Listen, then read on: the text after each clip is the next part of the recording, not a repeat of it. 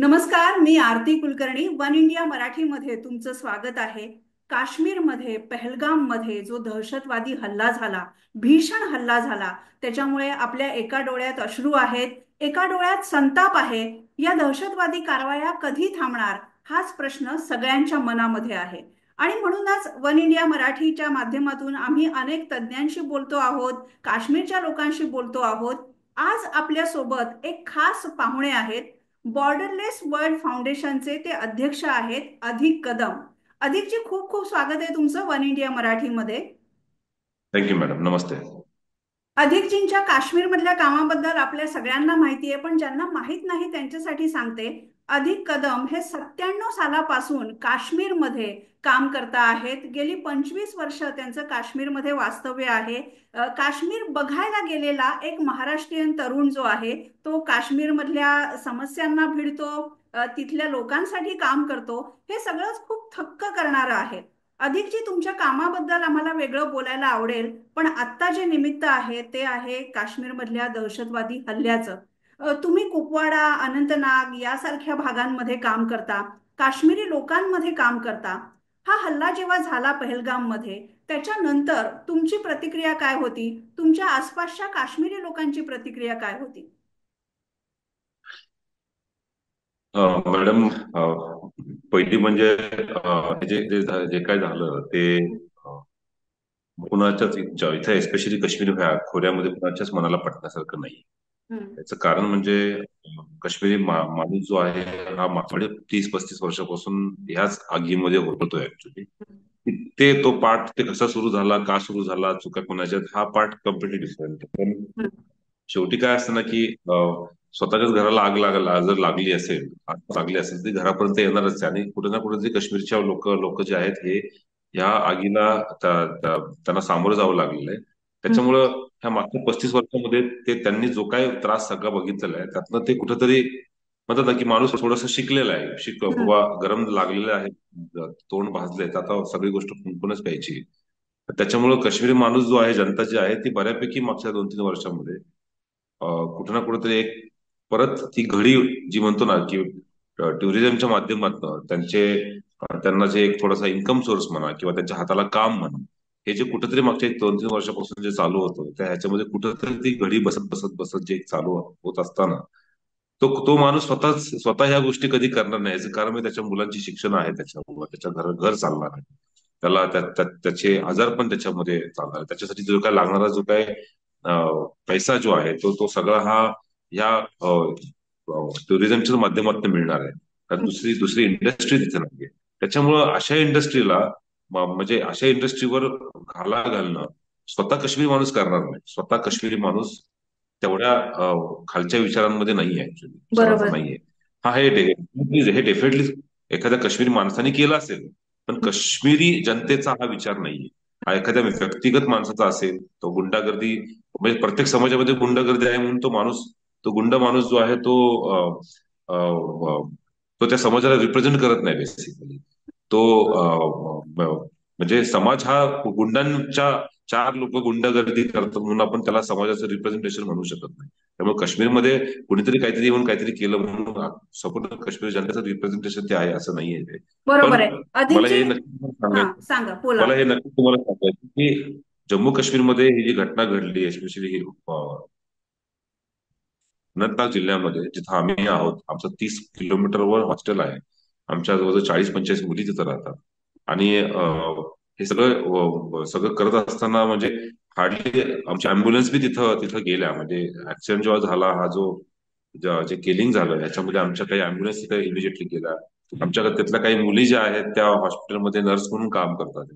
तर त्यांच्याकडनं काही काही गोष्टी करतात, पण मला बोलायची परमिशन नाहीये किंवा त्यांनाही तशी माहिती द्यायची परमिशन, म्हणून तर जास्त काही सांगू नाही शकतो. पण एवढंच मला तुम्हाला सांगायचं की हे जे काय झालं दिस इज नॉट ऍक्सेप्टेबल.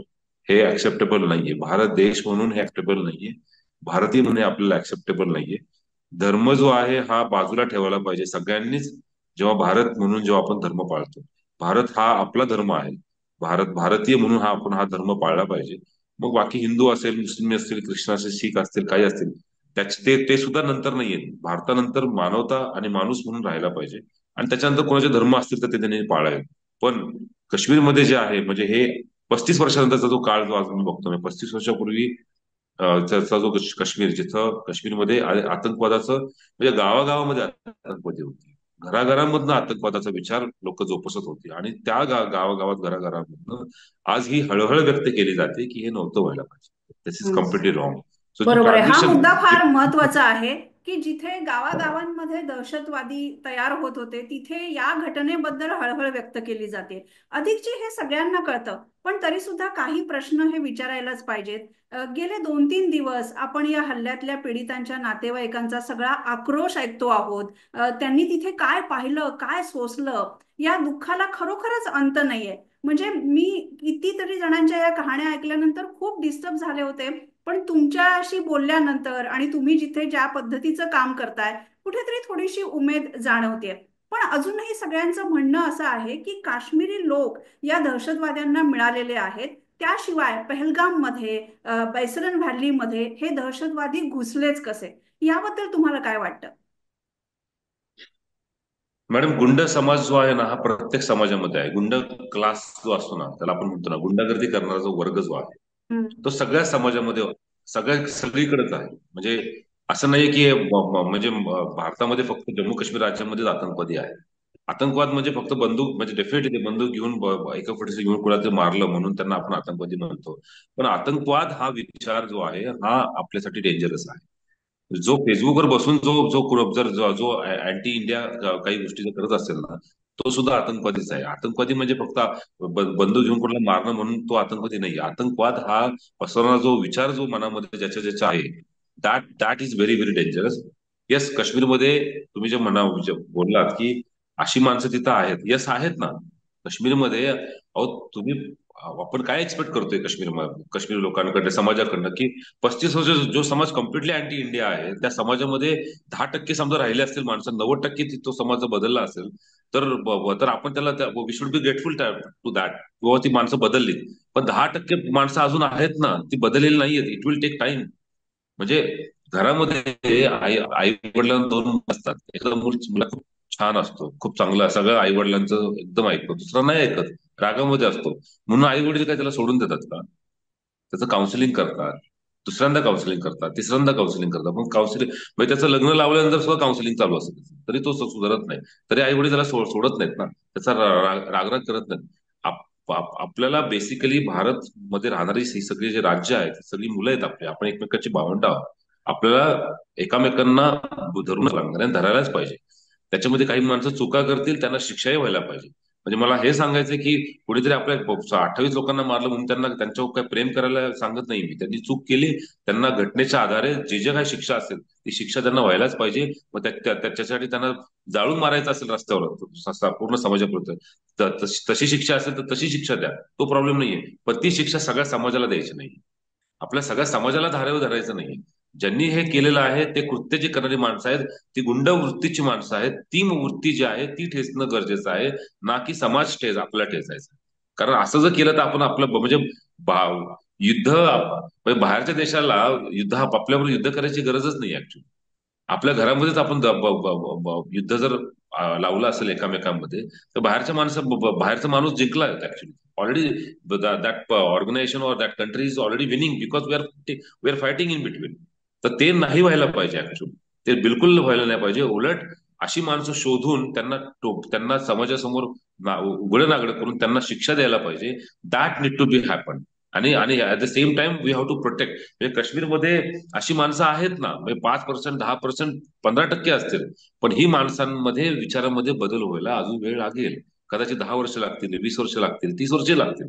मी कधीच सांगितलं ना, मी आज 28 वर्ष झालं काम करतो. मी 97 पासून ते 2025, 28 वर्ष आले. पण 28 वर्षामध्ये मी आजही सांगतो की हा 100 वर्षाचा प्रोजेक्ट आहे. मला अजून कमीत कमी 70-75 वर्ष काम करावं लागणार आहे. मी जर जगलो तर ठीक, नाही तर आमची जी पुढच्या ज्या जनरेशनच्या मुली ज्या आहेत, म्हणजे आजपर्यंत हजारो प्लस मुली समाजामध्ये परत आपण स्थापित केलेल्या आहेत, त्या विस्थापित झाल्या होत्या, त्यांचे आई वडील नाहीयेत. कमीत कमी 450-500 मी कन्यादान केलेले की ज्या ज्या मुलींचे आई वडील नाहीयेत, त्यांना लग्न लावून त्यांना परत समाजामध्ये त्यांना परत आपण स्थापित केलेले. आता त्याच मुली म्हणजे हिंदू आहेत, मुस्लिम आहेत, म्हणजे कुठं हिंदू मुलींचं हिंदू पद्धतीने, मुस्लिम मुलींचं मुस्लिम पद्धतीने त्यांना परत त्या समाजामध्ये आपण स्थापित केलेलं आहे. तर त्या मला मी आजही सांगतो तुम्हाला की त्या मुलींच्या घरामध्ये कधीही आतंकवादी जन्माला येणार नाही, किंवा त्या मुली ज्या आहेत स्वतःच्या मुलाला कधीही बंदूक घेण्यासाठी प्रवृत्त करणार नाही. हे तुम्हाला मी आज ठामपणे सांगू शकतो. हे का बरोबर का आहे. करू शकलो आपण? तुम्ही कारण तुम्ही इतकी वर्ष काम केलेलं आहे अधिकजी. तुम्ही अनाथ मुलींसोबत काम केलेलं आहे, ज्या ज्या मुलींना दहशतवादी पार्श्वभूमी घरामध्ये होती, ज्यांचे वडील, काका, भाऊ हे दहशतवादी संघटनांमध्ये होते. अशा मुलींना तुम्ही सांभाळलेलं आहे, त्यांचं करिअर घडवलेलं आहे. दुसरीकडे अनेक तरुणांच्या अंधत्वावरच्या शस्त्रक्रिया सुद्धा तुम्ही केलेल्या आहेत, आणि म्हणून तुम्ही हे ऑथॉरिटीने बोलू शकता की ही प्रोसेस आहे, याला वेळ लागेल. पण अधिक जी या काश्मीर मधल्या अशा सगळ्या संघर्षमय वातावरणामध्ये काम करताना तुम्हाला सुद्धा खूप अडचणींना सामोरं जावं लागलं. कधी कधी दहशतवाद्यांनी तुमचं अपहरण केलं, तुमच्यावर मृत्यूचे प्रसंग ओढवलेले होते. या सगळ्याला तुम्ही कसे सामोरे गेलात?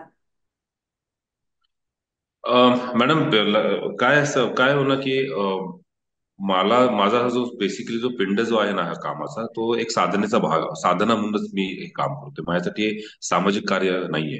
म्हणजे मी वारकरी संप्रदायाचा आहे. माझं लहानपणापासून पखवाज, मृदंग, कीर्तन याच्यामध्येच मी राहिलेलो आहे.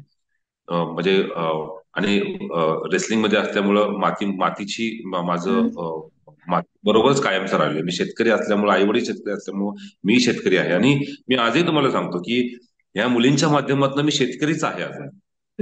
शेतकऱ्याचं सगळ्यात चांगलं काम असतं की जमीन मशागत करणं, नांगरणी करणं, पाळ्या घालणं, सगळंच. पण सगळ्यात महत्वाचं काम असतं चांगलं बियाणं शोधणं.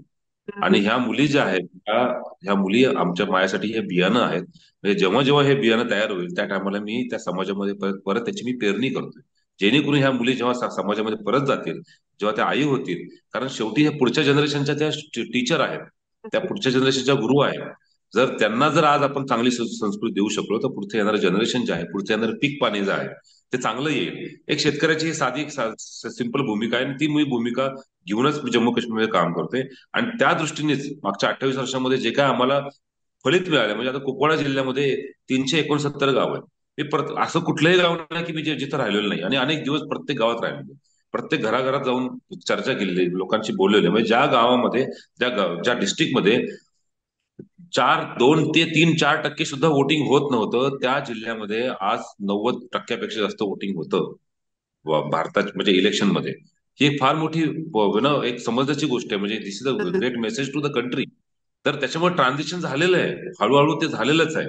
पण पण आहे ना, ते ट्रान्झिशन आता पचवायला पाहिजे, त्याला होल्ड करायला पाहिजे, त्याला स्टेबलाइज करायला पाहिजे. आणि ते अनस्टेबलाइज करण्यासाठी बाहेरच्या विदेशी शक्ती ज्या आहेत ते करणारच आहे. त्याच्यामुळे ते अनस्टेबलाइज कसं करायचं, तर ह्या पद्धती आहेत की आता काश्मीरमध्ये छान टुरिझम चाललंय, तर टुरिझम मध्ये 25-30 लोकांना मारा, सगळे टुरिस्ट पळतील ऑटोमॅटिकली. काश्मीरमध्ये पैसा येणार नाही, इकॉनॉमी ढासळून जाईल. आणि जे तरुण लोक रोजगाराकडे जात होते, ते आता ऑटोमॅटिक जर हाताला जर रोजगार नाही मिळाला, तर त्यांना त्यांना दुसरं काय, जे पैसे देतील 10,000 देतील आणि म्हणतील हे 1 कोटीचे पण घ्या आणि 4 लोकांना जाऊन मारा, तुम्हाला अजून 10,000 रुपये देतो. असं करून ते लोक पैसे कमवणार. सो हे कुठे ना कुठेतरी ही सायकल जी आहे, ही ब्रेक ब्रेक ठेव करावं लागणार आहे.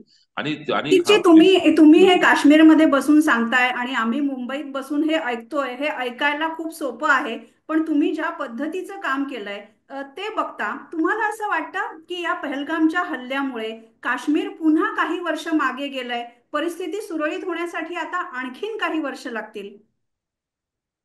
हो, नाही नाही, काश्मीर मागं गेलेलं आहे. पण आणि मला वाटतं काही वर्ष, कदाचित पुढचं वर्ष सुद्धा कदाचित खूप डिफिकल्ट जाईल जम्मू काश्मीरला. कदाचित हे पुढचे 3 4 5 वर्ष सुद्धा डिफिकल्ट जातील. कारण खूप चांगला क्लास, जो पैसे खर्च करणारा क्लास असतो, तो टुरिझम मध्ये ऍज अ टुरिस्ट म्हणून जो पैसे खर्च करणारा जो क्लास असतो, तो 100% विचार करणार की मला आता काश्मीरला जायचं नाही. त्याच्यामुळं जे म्हणजे काश्मीरमध्ये गर्दी कदाचित कमी नाही व्हायची, काश्मीरमध्ये लोक जातील. पण आज काश्मीरमध्ये जी एक क्वालिटी किंवा प्राइसिंग जी वाढलेली होती, ती प्राइसिंग वाढून वाढून शेवटी गरीब माणसं जाऊ शकत नव्हती. कदाचित श्रीमंतच लोक जात होती, हायर मिडल क्लासची लोक जात होती. कदाचित तो क्लास कदाचित काश्मीर जायचा बंद होईल, किंवा तो कम्प्लिटली स्लो डाऊन होईल. पण कदाचित दुसरा क्लास जी लोक आहेत की ज्यांना कमी पैशात काश्मीर फिरायला मिळेल, कदाचित ती लोक जातील. सगळेच बंद होणार नाहीत. आज 50 60 70 लाख लोक येत होती, कदाचित 5 लाख लोक जातील, 2 लाख 5 लाख लोक जातील. पण 100% बंद होणार नाही. पण पण हे तितकंच महत्वाचं आहे की सरकारला कुठंतरी टुरिझमवर सुद्धा कंट्रोल ठेवायला पाहिजे, कॅपिंग ठेवायला पाहिजे, की हम्म, कुठल्या राज्यामध्ये किती लोकांनी जायला पाहिजे. म्हणजे हम्म. पहिल्यामध्ये रोजच 1 लाख रुपये 50,000 लोक जात असतील तर that is also not good actually. तर 10,000च खरंय. जायला पाहिजे. जेणेकरून distribution of tourist is also important, because Himachal Pradesh आहे, बाकीचे प्रदेश आहेत देशामध्ये, that tourism need to be also taken care. हे सगळेच काश्मीरकडे पळायला लागले तर काश्मीरमध्ये कुठंतरी अगेन इन इव्हन गोष्टी ज्या आहेत सगळं होणार नाहीत, ऑड होतील, आणि which is again not good for for equality. तर त्याच्यामुळे ही कॅपिंग इज खूप ऑल्सो महत्वाची. इम्पॉर्टंट. आणि आणि आणि कॅपिंगचा का सांगतो तुम्हाला, कारण त्याच्यामुळे सिक्युरिटीला सुद्धा प्रेशर येणार नाही. म्हणजे बरोबर. एका पहलगाम मध्ये आज सडनली समजा 50,000 लोक गेली तर त्या 50,000 50,000 सैनिक नाही ठेवू शकत आपण. We have to be very very careful की बा ज्या एरियामध्ये सिक्युरिटी आहे, ज्या एरियामध्ये सिक्युरिटीचा कंट्रोल आहे, त्या तेवढ्याच एरियामध्ये तेवढ्याच टुरिस्टनी जावं आणि त्याचा कंट्रोल गव्हर्नमेंटकडे असावा. प्रत्येक टुरिस्ट येणारा जाण्याचा कंट्रोल गव्हर्नमेंटकडे असावा. हे कुठंतरी जम्मू काश्मीर बाबतीत आता करायला करायला लागणार आहे. सर, आता या हल्ल्यानंतर जेव्हा सर्वपक्षीय बैठक झाली आणि सरकार असं म्हणतंय आमच्याकडून सुरक्षेमध्ये चूक झाली, बैसरन व्हॅली पर्यटकांसाठी खुली करण्यात येते, हे पोलीस परवानगी शिवाय सगळं तिथल्या लोकल पर्यटक कंपन्यांनी केलं. पण असं कसं होऊ शकतं की एक मोठा काश्मीरचा भाग पर्यटकांसाठी खुला केला जातो, सुरक्षा यंत्रणेला सांगितलं जात नाही, पोलिसांना सांगितलं जात नाही, ज्या पहलगाम मध्ये एवढी कडेकोट सुरक्षा व्यवस्था आहे, तिथूनच तर पर्यटक गेले. मग कुणीही त्यांना हे का सांगितलं नाही की इथे सुरक्षा नाहीये किंवा इथे हा भाग खुला करण्यात आलेला आहे, हे आमच्यापर्यंत पोहोचलेलं नाहीये. म्हणजे काश्मीर सारख्या इतक्या तणावाच्या आणि संघर्षाच्या प्रदेशामध्ये इतका ढिसाळपणा कसा असू शकतो, तुम्हाला काय वाटतं? नाही, तो हलगर्जीपणा आहे ऍडमिनिस्ट्रेशनचा. हम्म, म्हणजे दॅट इज थँक गॉड की ऍडमिनिस्ट्रेशननी किंवा सरकारने हे ऍक्सेप्ट केलं की हा त्याच्यामध्ये काही घाळपणा झालेला आहे, आणि तो झालेला आहे. म्हणजे ऍब्सोल्युटली, म्हणजे काश्मीर लक्षात घ्या, काश्मीर जिथं जाईल तिथं सुंदर आहे. हम्म, प्रत्येक डोंगर जो आहे, तो पर्वत आहे, तो सुंदरच आहे. त्याच्यामुळं म्हणजे मी आता ह्या डोंगरावर आहे तर मला असं पर्वत असं वाटतं की अरे तो पर्वत ह्याच्यापेक्षा जास्त सुंदर आहे, म्हणून माणूस तिकडे जायचा प्रयत्न करतो. तिथे गेल्यावर त्याला वाटतं अरे त्याच्या पुढचा जो आहे तो अजून सुंदर असेल कदाचित. तर ही जी ती ब्युटी जी आहे ना, ती निसर्गामध्ये आहेच आहे, पण ती ब्युटी जी आहे ना ती त्या म्हणतात ना की कल्चरमध्ये आहे, लोकांच्या चालण्या बोलण्यामध्ये आहे, फूडमध्ये आहे. म्हणतात ना की म्हणजे प्रत्येक कोपरा जाऊन बघायलाच पाहिजे असं काही नाही, आणि सगळे कोपरे जे आहेत ना ते आपण सिक्युरिटी देऊ शकत नाही. काश्मीरमध्ये आतंकवाद संपलेला नाही.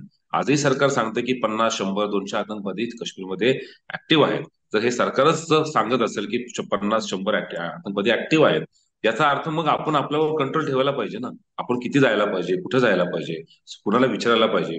100 नक्कीच, म्हणजे हा एक कुठेतरी गैरसमज सगळ्या प्रवाशांचा, भारतीयांचा कुठेतरी गैरसमज नक्की झाला. त्यांना असं कुठेतरी वाटलं की 370 कलम काढल्यानंतर काश्मीरमध्ये आता आपण फ्रीली जाऊ शकतो. आय थिंक तो मेसेज कुठेतरी त्यांनी चुकीचा घेतलाय, की 370 कलम काढलाय ह्याचा पर्पज वेगळा आहे. ह्याचा पर्पज जो आहे हा असा होऊ शकत नाही की 370 कलम काढल्यानंतर आतंकवाद संपला. ते आज गव्हर्नमेंट सांगतं की तिथे 50 आतंकवादी आहेत, 70 आतंकवादी आहेत, 100 आहेत. वॉट हे गव्हर्नमेंटकडनं सांगितलं जाते की आतंकवाद हा शेवटच्या ह्याला आलेला आहे. शेवटच्या आलाय म्हणजे म्हणजे 5 तरी आतंकवादी शिल्लक आहेत, 10 तरी आहेत, म्हणजे याचा अर्थ आपल्याला काळजी घेऊनच जायला पाहिजे. हे न विचार करता लोकांनी सहजपणे त्या मेसेजला की 370 कलम काढले, आता आपण सहजपणे आपण जमीन विकत घेऊ शकतो, याचा अर्थ आपण तिकडे राहू शकतो, आपण तिकडे जाऊ शकतो, आता आपल्याला काहीच कोणी होत नाही. काश्मीरमध्ये 370 कलमाच्या आधी सुद्धा लोक येत होती, पण त्याच्यामध्ये कुठं ना कुठेतरी सिस्टमॅटिक काही काही चालू होतं. त्याच्यामध्ये असे एरियाज ओपन झालेले नव्हते की जिथं, कारण एवढी गर्दी झाली, म्हणजे ज्या ज्या एक्झिस्टिंगचे पॉकेट्स जे होते टुरिझमचे, त्याच्यामध्ये एवढी गर्दी व्हायला लागली की हे फोर्सिबली जागा ज्या आहेत ह्या ओपन कराव्या लागल्या तिथल्या लोकांना, म्हणजे लोकल लोकांना. फोर्सिबल म्हणजे की अरे इथं एवढी गर्दी येते, मग दुसरीकडे ओपन करा, मग तिथं थोडं बांधा, तिथं थोडंसं काहीतरी करा, लोकांना टुरिस्टला घेऊन जा. शेवटी त्यांना पैसे कमवायचे. त्याच्यामुळे आलेला प्रत्येक टुरिस्ट जो आहे, ह्याला चांगलं वाटावं, ह्याला छान छान त्याचा प्रवास व्हावा, त्याचा अनुभव चांगला व्हावा, म्हणून तिथल्या लोकल लोकांनी काही ना काहीतरी आपले प्रयत्न केले.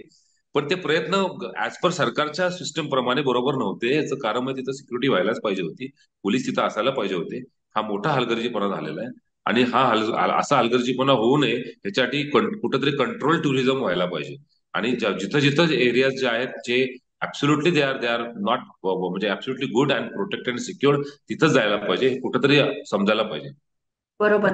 तुम्ही तुमच्या कामाच्या निमित्ताने काश्मीरमधल्या अनेक भागांमध्ये फिरत असता. म्हणजे तुम्ही जेव्हा सांगताय तेव्हा विश्वास बसत नाही की तुम्ही काश्मीरच्या दऱ्याखोऱ्या पिंजून काढलेल्या आहेत, तिथल्या लोकांशी बोललेला आहात. एवढंच कशाला, दहशतवादी संघटनांशी तुमचा संपर्क आलेला आहे, अनेक वेळा आलेला आहे. काय तुमचे अनुभव आहेत या दहशतवाद्यांचे? म्हणजे तुमच्या आधीच्या मुलाखतीमध्ये मी सुद्धा ऐकलेलं आहे, पण एखादा अनुभव असा प्रेक्षकांसाठी सांगा की कसं जीवावर बेतू शकतं. सी ऍक्च्युली कसं आहे ना की आता मला मला 19 वेळा आतंकवादी घेऊन गेलेले आहेत.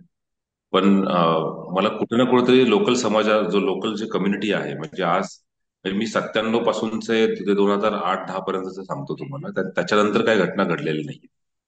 पण पण त्यावेळेस मध्ये कदाचित जी तिथली जी पिढी जी होती, म्हणजे ज्यांचं वय त्यावेळेस 55, 60, 65 अशा एजची जी लोक होती, दे वर understanding my position and my work actually. कारण काश्मीर मधला जो म्हणजे 97 पासूनचा जो काळ होता, म्हणजे आतंकवाद जस्ट जस्ट सुरू झालेला होता, 5-7 वर्ष झालेले होते. आणि त्या पिरियडमध्ये जी तरुण लोक होते, म्हणजे यासिन मलिक सारखी जी लोक ज्यांनी बंदुका घेतलेल्या होत्या, त्यांच्या तरुणपणाच्या काळामध्ये जी त्यांची जी वयस्कर लोक होती, तर त्यांनी काश्मीर खूप सुंदर बघितलेलं होतं.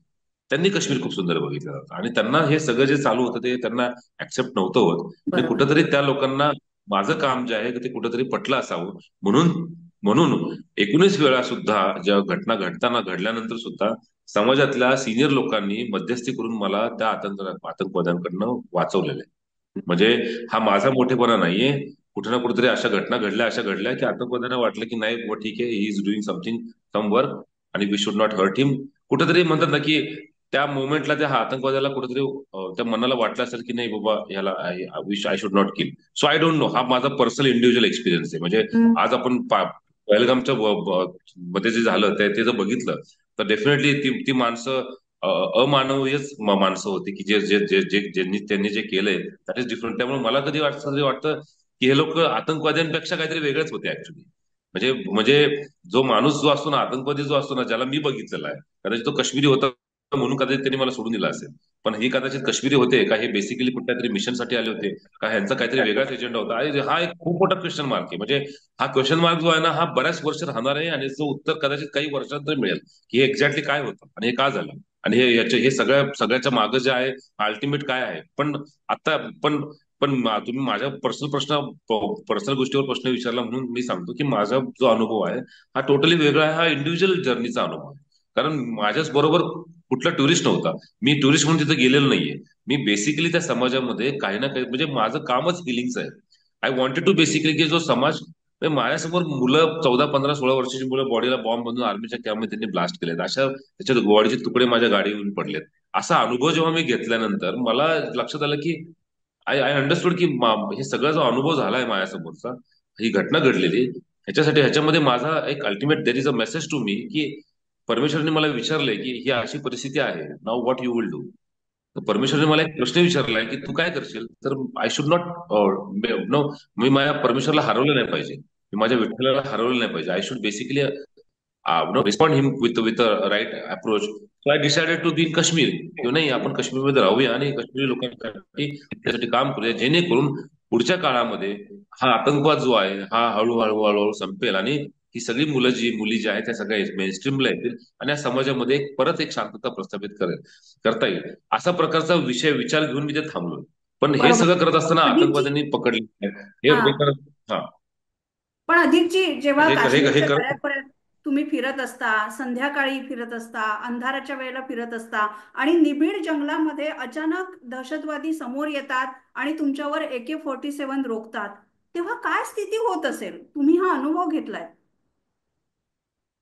मॅम, हा म्हणून म्हणलं ना की माझ्यासाठी हे सामाजिक काम नाहीये, माझ्यासाठी हे साधन आहे. म्हणजे मी काश्मीरमध्ये टुरिस्ट म्हणून कधीच आलेलो नाही. मी ऍक्च्युली 11 आतंकवाद्यांनी जेव्हा मला पकडलं, आणि अनफॉर्च्युनेटली त्या 11 आतंकवाद्यांमध्ये एक जण जो आहे हा कधी काळी पुण्यामध्ये स्वारगेटला आलेला होता, आणि हम्म. तो भारतीय विद्यापीठमध्ये MBBSच्या ऍडमिशनसाठीची एन्क्वायरी करण्यासाठी आला होता, आणि तिथं काही महिने थांबला ह्याच्यासाठी की एंट्रन्स एक्झामची तयारीसाठी तो काही महिने एक फ्लॅट घेऊन तिथं राहिला. आणि त्याच्या भावाची डेथ झाली म्हणून अभ्यास सोडून काही दिवसांनी तो काश्मीरला आला, आणि त्याचं त्याचं ब्रेन वॉश करून त्याला पाकिस्तानला घेऊन गेले आणि तो आतंकवादी म्हणून आला. म्हणजे त्या जर्नी जी आहे त्या 11 आतंकवाद्याची मधली एका आतंकवाद्याची जर्नी ही तो त्यांनी आम्हाला एक्सप्रेस केली. ते एक्सप्रेस तेव्हा केली जेव्हा त्याच्या आधी त्यांनी मला ऑलरेडी मारलेलं होतं. माझ्या गुडघ्यावर त्यांनी AK-47 बट मारला होता. मी मी लिटरली म्हणजे असं होतं की म्हणजे मला असं वाटलं काय का छातीमध्ये गोळी घातली का मी चाचपडत होतो की मला बॉडीत कुठेतरी गोळी तर मला नाही मारली. पण आय वॉज बेसिकली अंडरस्टूड की ठीक आहे म्हणजे I am still still alive. आणि आणि ते कन्व्हर्सेशन जे असं झालं की तो माणूस शेवटी जाताना म्हणाला की अरे आप खुदा का काम करने आए हो, आप खुदा के बंदे हो, आपको जो मारेगा वो सच्चा मुसलमान नहीं होगा. ह्याच्यासाठी त्यांनी मला कलिमा पडायला नाही लावलं. त्यांनी त्यांनी बेसिकली म्हणजे ते 100% आतंकवादी होते. ते 100% पाकिस्तानमधून आलेले होते. ते काश्मीरी होते. ट्रेनिंग घ्यायला पाकिस्तानला गेले आणि ट्रेनिंग घेऊन इथं आले. त्यांनी बऱ्याच लोकांना मारलेलं सुद्धा होतं त्यावेळेस. पण त्यांनी नाही मला मारलं. त्यांनी का मला नाही मारलं ह्याचा हे परत जाऊन विचारायला माझ्याकडे हिंमत नव्हती. कारण ह्याच्यासाठी की बा सोडले तर why should I go and why should I ask, म्हणजे आय एम टेलिंग यू बरोबर. दिस. पण हो. त्याच्यानंतर 18 घटना घडल्या. मला त्यावेळेस वाटलं की अरे अधिक कदम तर पहिल्यांदाच गेलाय. अधिक कदम हा पहिल्या ह्याच्यात गेला. अधिक कदम ही ही व्यक्ती ही ऑलरेडी उडालेली आहे पहिल्याच ह्याच्यात. सो त्याच्यानंतर जे बाहेर पडलेलं आहे ते दिस is beyond Adhik Kadam.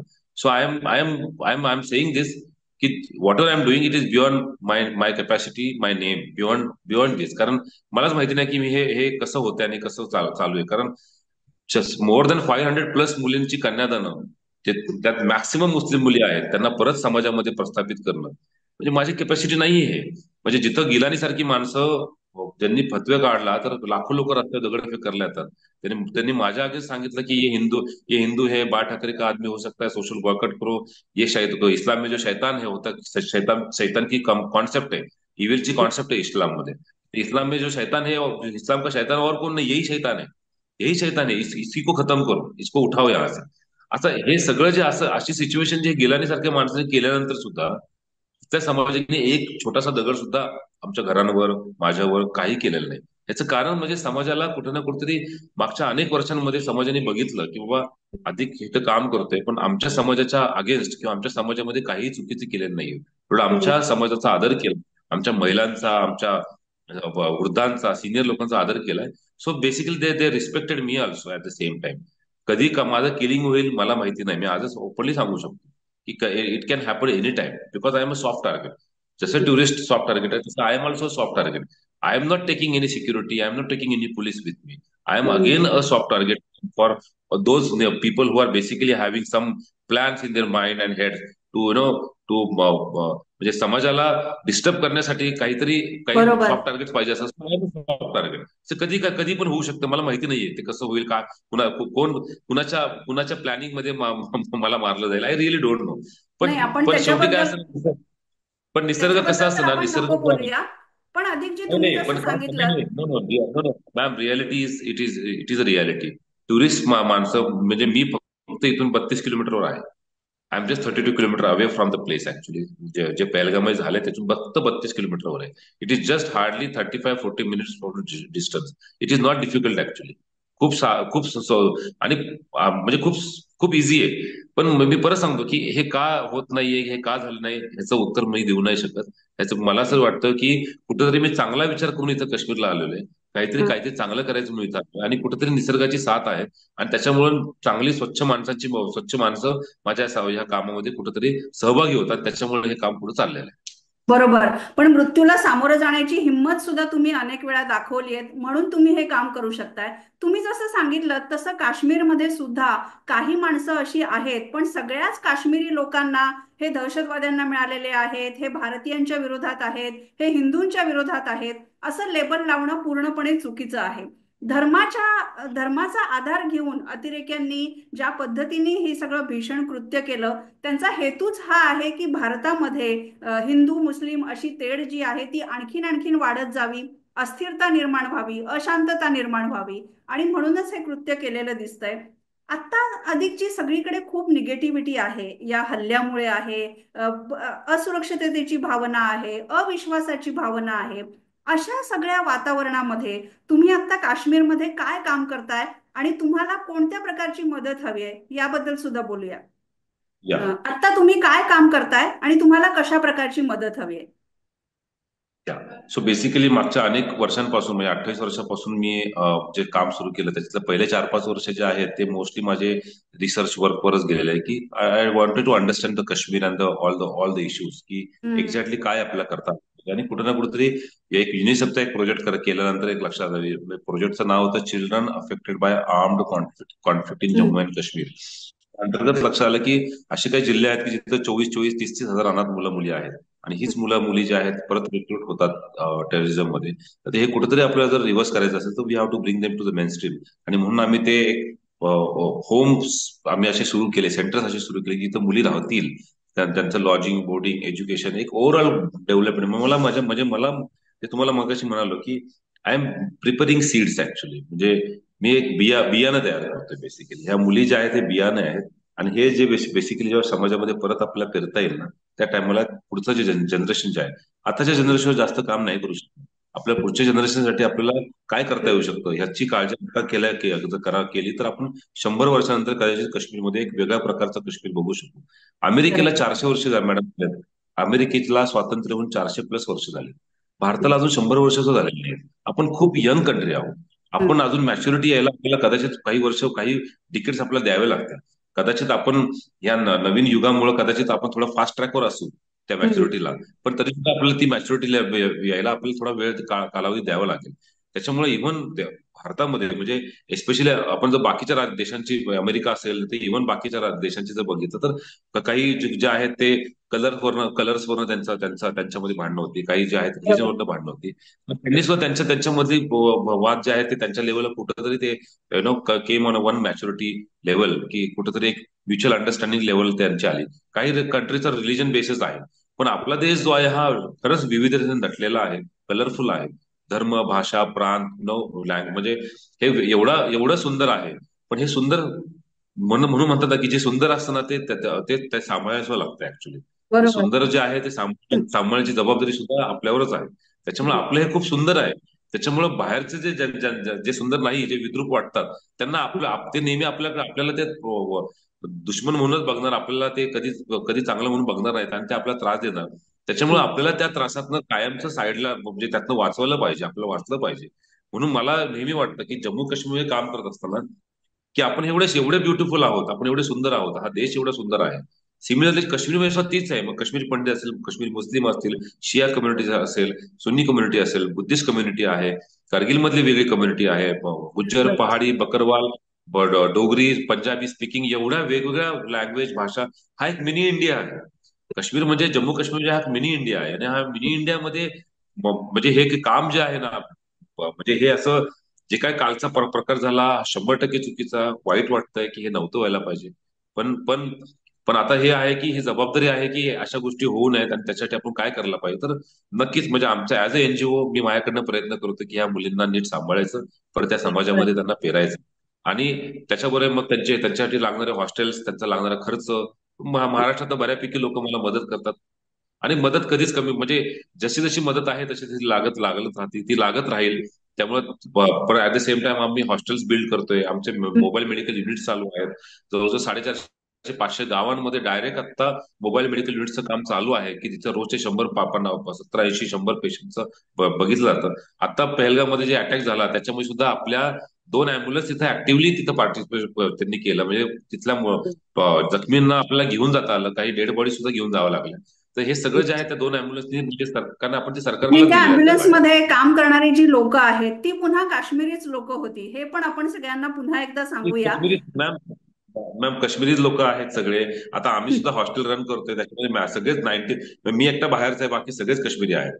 C I am working with Kashmiri are not bad people, एवढंच मला सांगायचं तुम्हाला. दे आर बरोबर. Very good people, not bad people. Only thing is की प्रत्येक समाजामध्ये मराठा समाज चांगला नाहीये का? मराठी लोक सुद्धा खूप चांगली आहेत. पण मराठी लोकांमध्ये गुंड कम्युनिटी नाहीये का? मराठी लोकांमध्ये सुद्धा गुंड कम्युनिटी प्रवृत्ती आहे ना. ती प्रवृत्ती जी आहे ती गावामध्ये सिंपल गावामध्ये सुद्धा असते. म्हणजे 2 भावांमध्ये सुद्धा एक भाऊ सात्विक विचारांचा असतो आणि एक सात्विक नसेल तर त्याला आपण काय म्हणणार. तो अशी असात्विक विचारांची माणसं प्रत्येक समाजामध्ये आहेत. त्याच्यामुळे इथं सुद्धा ती आहेत. आणि त्या माणसांना पाकिस्तान सारख्या कंट्रीची फूस आहे. त्याच्यामुळे त्यांना बरोबर. पटकन बंदूक मिळेल, पटकन काहीतरी हातामध्ये मिळेल, त्यांना त्रास द्यायला काहीतरी संधी मिळेल. सो सो तेवढंच आहे. काश्मीर जर महाराष्ट्राच्या जागी असतं तर कदाचित हा प्रॉब्लेम काश्मीरमध्ये नसता ना. काश्मीरमध्ये जर काश्मीर जर महाराष्ट्रामध्ये असलं प्रॉब्लेम वेगळा असता. महाराष्ट्राचा इकडे बरोबर. असतं कदाचित प्रॉब्लेम नसता. किंवा महाराष्ट्रात वेगळा प्रॉब्लेम असता. सो आज पंजाबमध्ये सुद्धा आतंकवाद होता ना. पंजाबमध्ये जे शीख समाज की जो हिंदू समाजामधनच आलेला समाज आहे, तिथं सुद्धा का आतंकवाद वाढला, तिथं सुद्धा आतंकवाद का बोकाळला. तर म्हणून की हे कंपॅरिझन जे आहे ते आपण इमिजिएटली म्हणजे आता जस्ट एक विषय म्हणून मांडला तुमच्यासमोर की हो, कंपॅरिझन बरोबर. आपल्याला करायला पाहिजे बरोबर. की अधिकची खरं पंजाबमधून आहे. आतंकवाद तुम्ही वाढला. तुम्ही जे मुद्दे सांगताय ते सगळ्यांना विचार करण्यासारखे मुद्दे आहेत. पण आता या दहशतवादी हल्ल्यानंतर सगळंच वातावरण खूप संवेदनशील बनलेलं आहे. तुम्ही काश्मीरमध्ये सुद्धा याचा अनुभव घेत असाल. पण अधिकचे जसं सांगतायत की काश्मीरमध्ये पहलगाममध्ये बैसरन व्हॅलीमध्ये हा हल्ला झाल्यानंतर कितीतरी काश्मीरी लोकांनी पर्यटकांना सुखरूप श्रीनगरला पोहोचवलं. ते पुन्हा त्यांच्या त्यांच्या राज्यामध्ये परततील याची सुद्धा काळजी घेतली. एका घोडेवाल्याचा ह्याच्यामध्ये जीव सुद्धा गेलेला आहे पर्यटकांचा जीव वाचवताना. हे सगळे आशेचे किरण सुद्धा आहेत. हेही आपण लक्षात घेतले पाहिजे. अधिकची या हल्ल्याच्या निमित्ताने आपण खरं तर बोललो. पण कधीतरी तुमच्या कामाबद्दल विशेष करून रिपोर्ट करायला मला आवडेल. तुमच्या काश्मीरमधल्या भागात यायला आवडेल किंवा तुम्ही जेव्हा महाराष्ट्रात याल तेव्हा सुद्धा आपण तुमची एक वेगळी मुलाखत करू. पण आत्ता तरी अधिकजींच्या कामाबद्दल तुम्हाला जर जाणून घ्यायचं असेल तर बॉर्डरलेस वर्ल्ड ऑर्गनायझेशन ही जी ऑर्गनायझेशन आहे त्यांच्या वेबसाईटवरून जाऊन तुम्ही त्याची माहिती घेऊ शकता. आम्ही डिस्क्रिप्शन मध्ये सुद्धा देतो. आणि काश्मीरला पुन्हा एकदा जर सुंदर बनवायचं असेल, काश्मीरमधलं वातावरण जर शांत बनवायचं असेल तर तुम्हाला जे काही करावं असं वाटतं ते तुम्ही करू शकता. आणि अधिकजींच्या संस्थेला सुद्धा मदत पाठवू शकता. ही खरं तर या मुलाखतीच्या निमित्तानं मी एक छोटीशी विनंती करू इच्छित होते. अधिकची धन्यवाद. तुम्ही वन इंडिया मराठीशी बोललात आणि तुमची प्रांजळपणे मतं सांगितली, तुमचे अनुभव सांगितलेत. आत्ता पहलगामच्या दहशतवादी हल्ल्यानंतर सगळ्यांच्याच मनामध्ये दुःख आहे, संताप आहे, चीड आहे. आणि त्यामुळे आपण शांतपणे विचार करायला थोडंसं तयार नाही होत. पण जर लॉंग टर्म मध्ये बघायचं असेल, जसं अधिकजी म्हणतायत की ही एक प्रक्रिया आहे, तर पाकिस्तानला धर्माच्या आधारे भारतामध्ये दुही माजवण्याचं जे कारस्थान करायचं आहे, त्याच्यासाठी काश्मीरी लोकांचा उपयोग करायचा आहे, हिंदू मुस्लिम या धार्मिक हत्याराचा उपयोग करायचा आहे, त्याला आपण सगळ्यांनी किती बळी जायचं हे आपणच ठरवायचं आहे. कारण शेवटी भारताची शांतता आपल्या हातात आहे. तुम्हाला या सगळ्याबद्दल काय वाटतं हे कमेंट्समध्ये नक्की लिहा. आणि वन इंडिया मराठी हे चॅनेल लाईक करा, शेअर करा, सबस्क्राईब सुद्धा करा. Thank you Adhikji. Thank so much ma'am. हो. Subscribe to One India and never miss an update.